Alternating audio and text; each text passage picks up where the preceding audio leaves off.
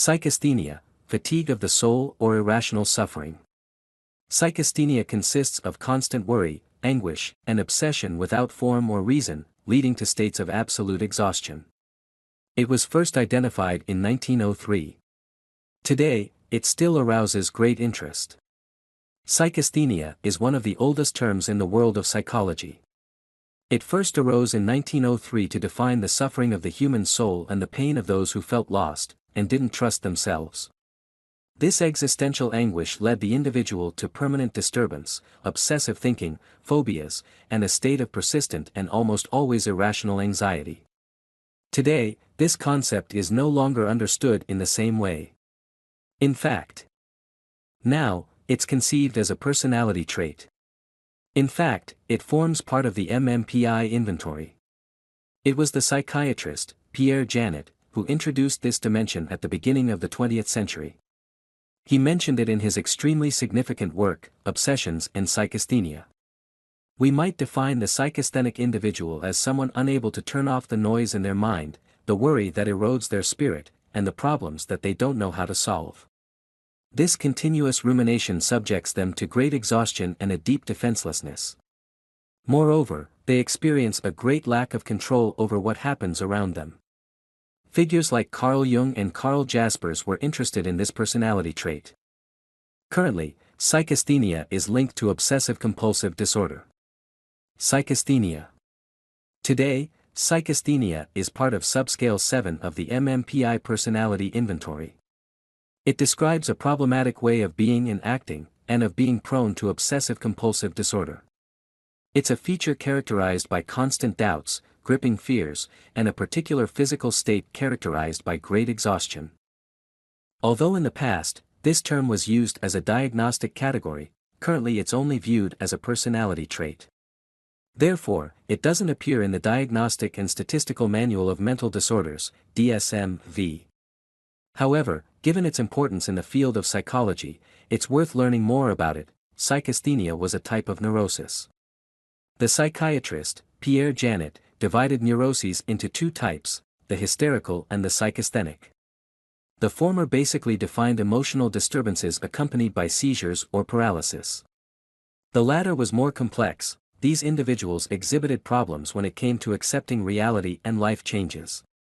They got stuck in the face of vital suffering and were unable to go any further.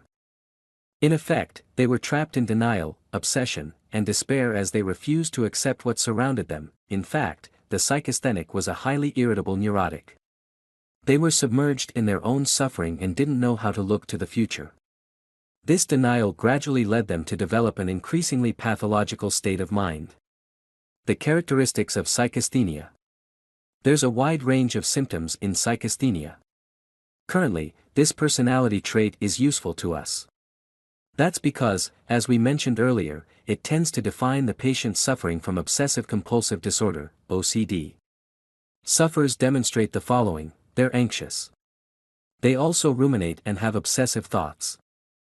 They feel a lack of control, they're afraid, insecure, and apprehensive, they experience negative thoughts and marked hopelessness, they find it difficult to make decisions, their fears and phobias are irrational, they find it difficult to regulate their emotions, they have a tendency to self-criticism, when faced with the world, they feel strange.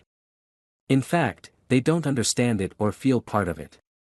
This leads them to intellectual and social inhibition, they're unable to accept change and are mentally inflexible.